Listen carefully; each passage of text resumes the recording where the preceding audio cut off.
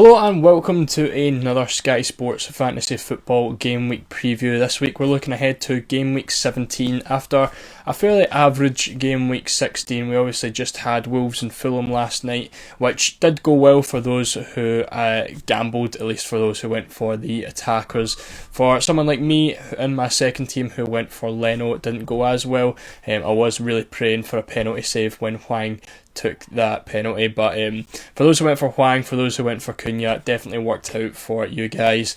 Us who went for like Leno or Sa, not as much. I think it was 4 points for Sa and 6 for Leno, but we are looking to hopefully keep those until the overhaul. So hopefully you've got out a goalkeeper that you weren't really too happy with, and now you're hopefully looking ahead to some better ones. But as always, we are starting off with the average remaining transfers. I don't think it's really changed too much this week. I don't really want to go over it too much. I think it's basically the same as the values we had last week. In terms of my rank, you can see just below me, 2 big green arrows for me. Well, I say big green arrows, I think my first team's pretty much stayed the same. I think I went up a couple hundred places, but my second team has done very, very well. You can see the weekly rank with the second team is 7,000, so that was very good. 78 points I got in that team with only one transfer used, and that was bringing Leno in. For the first team, I did end up skipping the Wolves-Fulham game, so I've saved a transfer there, so I do have more transfers in the first team, and they are sitting about the same kind of rank. So we are slowly but surely making our way up the leaderboards, but again, I'm fairly happy with the full 11, so I don't really think there's too many transfers to come. I do have one big issue though, and that is with Lewis Dunk, and everyone else I'm pretty sure I'm fairly happy with, but we will look at that later on. But let's take a look at the transfers. So transfer-wise, it is looking like Hwang Hee-chan was the big boy for the Wolves-Fulham game. Only 2% of people brought him in though, and you would have noticed with your rank last night, if you did skip, that it didn't really drop too much. So really it's just the people who brought Hwang in that probably saw themselves boost quite a lot, because he seems like a bit of a differential pick. But he is still the highest transferred player in the last week. But you can see all the values are quite low, which means a lot of people did hold their nerve and managed to keep their transfers throughout the week. But as I said, if Leno ended up saving that penalty, it would have been a 10-pointer for me in my second team. 5 for the penalty save, doubled as a captain, and it would have been a -3 or a -6 for Hwang Hee-chan captainers. So the swing would end up being 16 points for me if Leno did save that penalty. But unfortunately it doesn't happen. It doesn't happen all the time, but it's the way it is. He did end up getting saves, which is the main reason why I brought him in anyways. Saliba in there again, he was third last week, he's now second. Another popular transfer, probably the only good defender that you can have at the moment. Everyone else just seems to be very, very inconsistent. He's getting constant clean sheets. He is getting clean sheets, and he is picking up passes as well. Cole Palmer, another very popular one. I think a lot of people kind of starting to get out their enablers and picking him as the main enabler in there at 6.5, and he definitely is the best enabler. I just don't really know how things are going to work with him when Nkunku's back, and we are expecting him back this weekend. So Nkunku could end up taking the penalties, which really makes Palmer much less valuable, because all of his goals so far this season have been penalties, and we don't know if he's actually going to play or not, because we do have Nkunku, Jackson, Palmer, Sterling and Mudryk all competing for those front 3 spots, so we will have to see, which is one of the reasons why I have not brought him in yet. But I think if he can nail his position in, and Nkunku's on the pitch and Palmer still takes the penalties, that's when you definitely want to be going for him. Pedro Porro, another popular transfer in. A lot of people's transfers for Dunk by the looks of things. He does pick up often tackle tiers, but for me I think it's just a bit of an iffy situation right now with Spurs. They do have City at the weekend. I can see City taking a lot of goals off of them because they are looking very weak at the back, but again, it does pick up the tackle bonus quite a lot, which is sometimes all you need from your defenders. And then Saka again, another one who is basically essential right now in Sky. For transfers out, we have Jared Bowen as the highest out at 4%, so it was fairly highly owned. I think a lot of people as well will be keeping him because he should probably be back at the weekend, so I think that's a lot of panic transfers there with him. Similar with Matoma, he should also be back at the weekend, so 2 players who have been brought out, and owners of them could definitely be regretting that one, because I think both of them should be due back at the weekend. I think with Bowen's one, he just failed a late fitness test, so I don't see why he wouldn't be back this week. And Matoma has literally been training, so again, someone who should be back at the weekend. Matty Cash, I think the time has passed with him now. He is on 4 yellow cards now as well, so his suspension is coming back. And attacking wise, he just hasn't been doing the same thing as he did at the start of the season. So I think if you've got him, you definitely want to be looking at getting him out as well. James Maddison's still been brought out. I'm surprised that so many people still have him, but he is still one of the popular transfers out. Again, he is out until at least the overhaul. And then Lewis Dunk, of course, is now suspended for 2 matches. We will look more into that when we look at some transfers, but 2 matches gone for Dunk, and he's also on 4 yellows as well, which means when he comes back, he is a 1 yellow card away from suspension. So we are looking at 7 games left until the overhaul for Dunk, and chances are he is going to miss at least 3 of them. So we are really only looking at 4 games left between now and January for Lewis Dunk, so definitely someone that we probably want to be look at transferring out. So the overall leaderboard so far, you can take a minute to basically compare your own rank to some of those who are at the higher up positions. Remember that the top 10 and stuff are really low in transfers right now, so you can't really look at your rank. But looking at my team, 13k in both teams, probably sitting about 300 points away from first. Top 1,000, about 100 points away, which I don't think is too bad. Like, again, transfer wise, I'm probably way ahead of most of those guys. Again, the position I'm in, I would definitely prefer to maybe half that. If I was sitting maybe 6k right now, I'd be a lot more comfortable. But again, it is still only November at this point, so there's still lots of time to go, and I don't really plan on using too many transfers, so everything should be good. But again, you can use this time to pause the video if you want to check your rank against the other top managers. So captaincies for today, as I said, we are only looking at Saturday and Sunday. We will look at the midweek games and next week's game week preview. So for Saturday, I have went for Saka, but I think he is the standout captain, but I think him and Mbeumo are very on par. Looking at the fixtures available, Brentford at home against Luton could be very good if you have Mbeumo, and I think he is still a bit of a differential right now. None of the top managers are really owning him at this moment in time, so if you wanted to go for a differential captain, I definitely think he could be quite good. Saka at home to Wolves, again, I think, as I said, I think he is a standout captain. His record against Wolves is just a fairly average record. Last 5, he's only scored 1 goal and has 3 assists, but I think defensively Wolves aren't looking too great. There's also a shout for Saliba as well. Wolves did seem to struggle creatively against Fulham last night, so if you want to go for Saliba, he could pick up some passing, and a clean sheet as well seems a bit of the safe route, but Wolves obviously could score.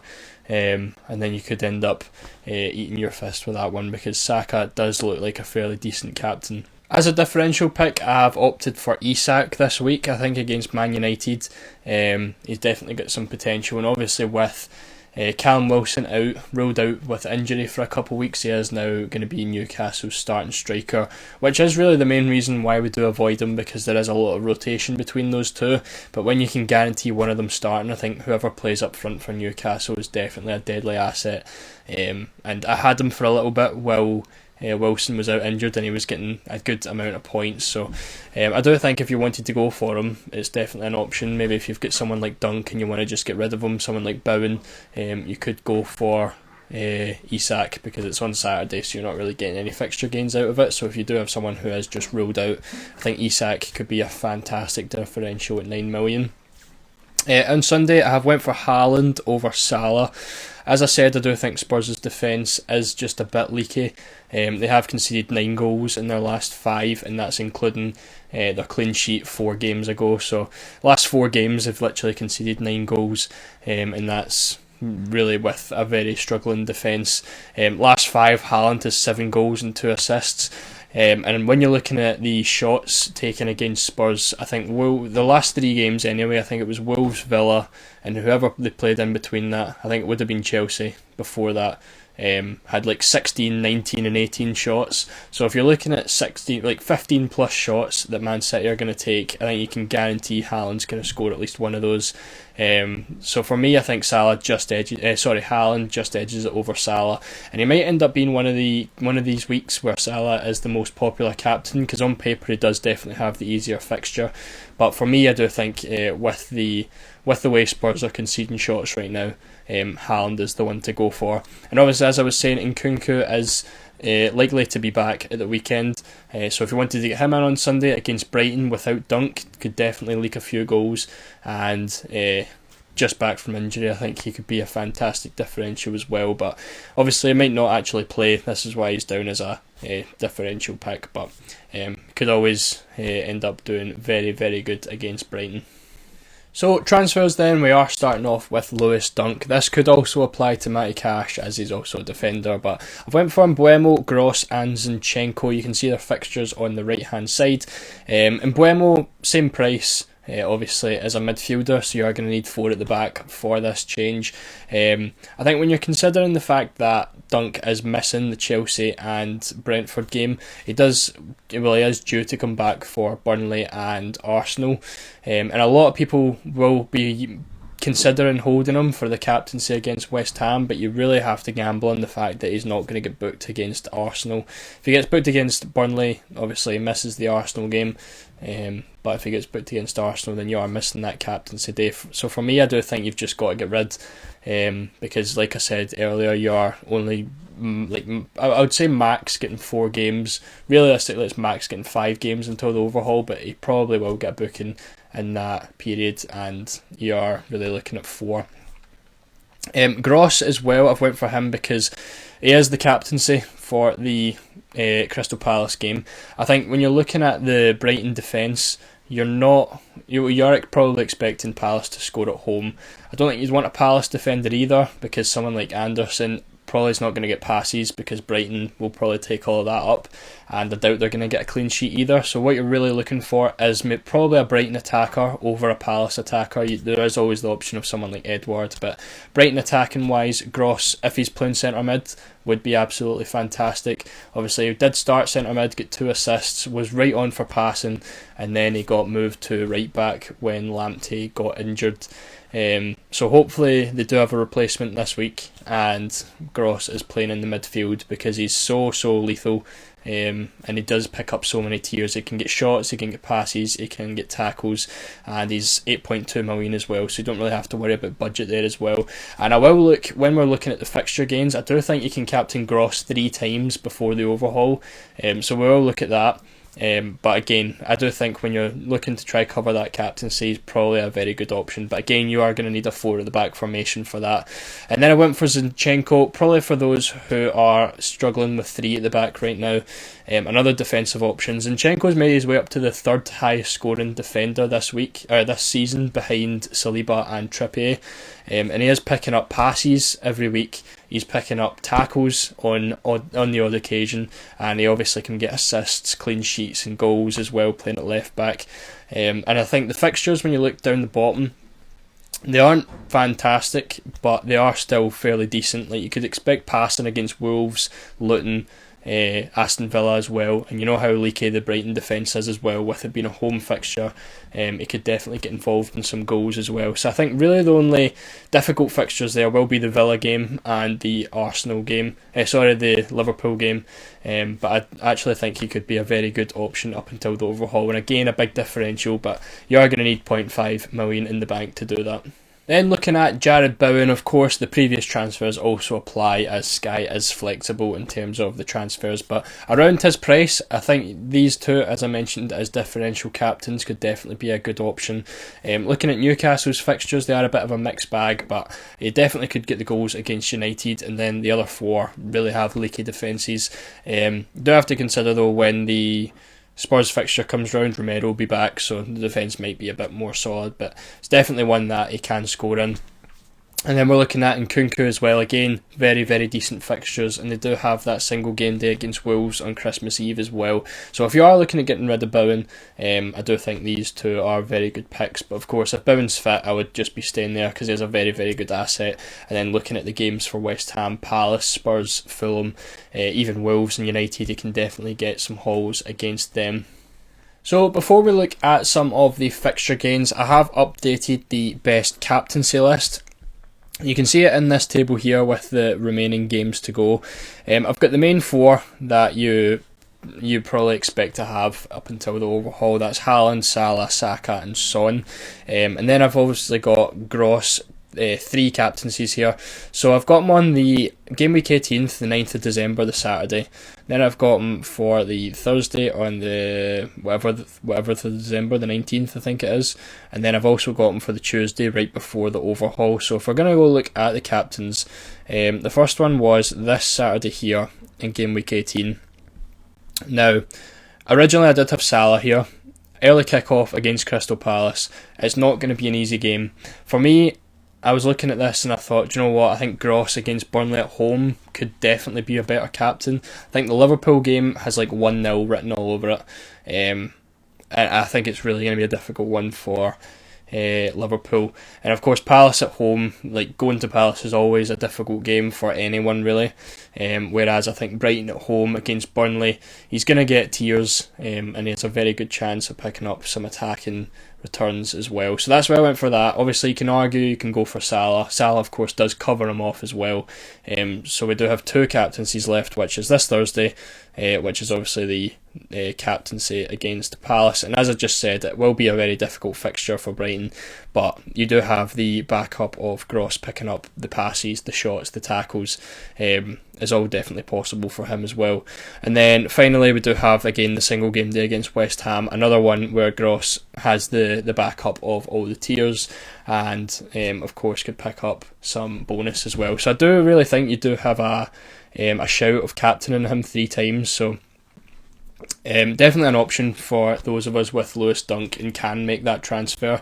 So looking at Lewis Dunk in terms of his kind of fixture gains with him missing the 2 fixtures, we are really looking at this big period here with Dunk only having 1 game against Burnley.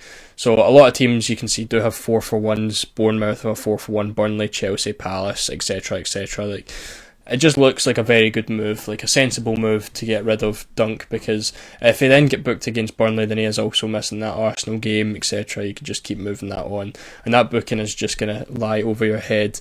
And with no clean sheets so far from Brighton, it probably just looks like it's time to move him on. So, as I said, I did have the likes of Zinchenko. I do really like the Arsenal fixtures.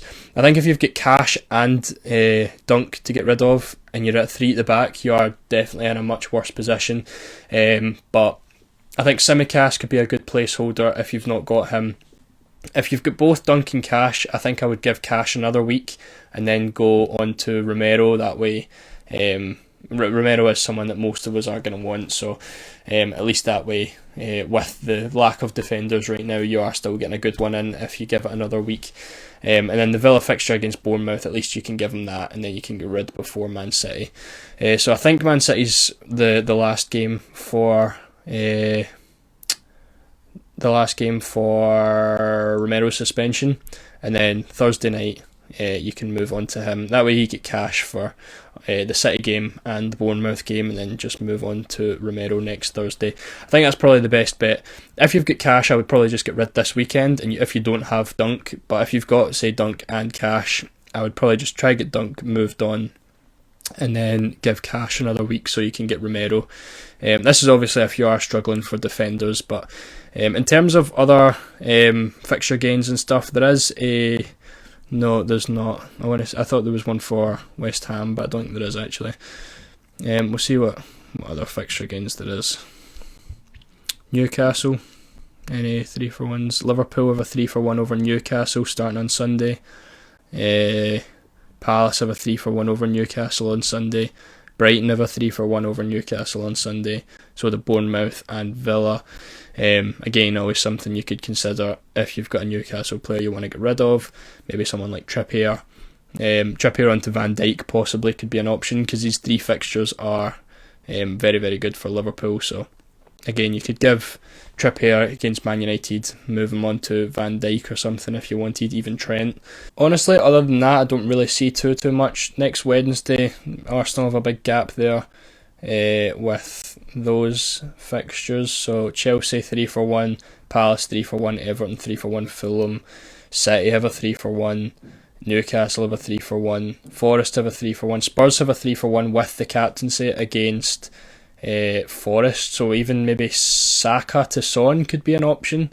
Give Saka, Wolves and Luton, transfer him out, have Son for West Ham, Newcastle, Forest, captain day, and then you're only missing Villa, and then I suppose you would probably want Saka and Son up until the overhaul. So maybe the 17th of December, if you've got transfers, you could bring Saka back in on that day. Don't know, there's always a couple options that you can look into. But I don't really see too much else, so let's take a look at my team. So as I mentioned before, I did skip on this team, and it was, again, a fairly average week. I think probably the best option maybe would have been someone like Dunk to Hwang. I would have got 16 points out of that captaincy, but then I don't really want Hwang long term, so that was the reason for not going for that. But again, this is why you have the players who pick up the bonus points, because only Salah, Haaland, Watkins and Saliba returned this week, and I still managed 61 points, which was alright. The likes of, saying that, Saka picked up an assist, but Rice, Rodri, Bayer even picked up bonus, Pope picked up bonus. Anderson's not really picking up bonus the way we were hoping for. Did bring him in for Everton. Saying that, I did pick up passing against Everton, I didn't realise that. No passing against Luton, which was quite surprising, so hopefully he can pick it up in the next two against West Ham and Bournemouth, but we will have to see on that one. But like I said, I'm very happy with the way things are with this team. I'm looking at doing Dunk to Gross. I already done it in the second team last week, and that worked out quite well, but we'll look at that in a minute. Dunk to Gross, one transfer, and then boom, like this team looks great so far. Anderson's going to go back to Romero very soon, who is, where is he? Romero there, 7.9, and then we're just looking good. I'm happy with Bayer right now. Like, he's picking up bonus. He's not, like, he is still conceding goals. Very close to picking up the clean sheet against West Ham with 2 late goals conceded. That would have been perfect with past tier 2 and a clean sheet. But hopefully he can get it against Sheffield. It's definitely a possibility. He should pick up passing there as well. So I'm happy just to keep him. And if he gets a clean sheet, then absolutely perfect. But in terms of captaincies this week, we're looking probably for Saka. It could end up being Saliba, but I'm going to go with Saka right now. I think Haaland is the one to go for on Sunday. Tuesday, as I said, we're going to look more at this in next week's preview, but Saka on Tuesday, it'll probably be Salah, I think. Yep, should be Salah on Wednesday, and then Pope I have right now for Thursday. But yeah, in the next team, we've obviously got Gross already. 10 points from him after a 2-pointer against Sheffield, so hopefully he can start playing in midfield more often. But as I said, he does pick up like a lot of pass tiers, picked up a few tackles tiers, there's passes and shots, there's passes and shots again, and there's passes again. So hopefully if he plays midfield and he continues to play midfield, if Brighton can sort their injuries out of the back, we do have ourselves a very good player. But I did do Martinez to Leno as well, 6-pointer. Again, would have literally been a 16-pointer if he'd saved that penalty, or more than that, because he wouldn't get the -1 for the goal conceded. But yeah, again, I'm happy with this team right now. It's fairly similar with a couple changes. I've got Gross in this team and Leno in this team. I think that's actually the only differences so far, but we are 2 transfers down in this team, but a couple ranks ahead. Captaincies is just going to be the same. Saka, it could be one where I split those actually. Let's say I go with Saliba in this one, then I end up opting for Salah in this one. It's going to have to be Saka against Luton, and then Salah again. No captaincy for next Thursday in this team, so there is always, I did save the money when I'd done the Martinez to Leno transfer. I've got the perfect amount of cash to be able to do Dunk to Isak again in this team, so that could be a possible option. And then I've got Isak as the captaincy next Thursday. is definitely one that I'm considering. I think could be quite good again. Then again, I've got a full 11 there that I'm very, very happy with. Bayer, obviously, not very, very happy with, but he is there. He is an enabler, and he's doing the job that we would hope from him. But that is going to be this week's Game Week preview. I don't really think there's too much else to talk about. So hopefully you have a good Game Week 17. And yeah, I wish you all the best of luck, and I'll see you all in the next video.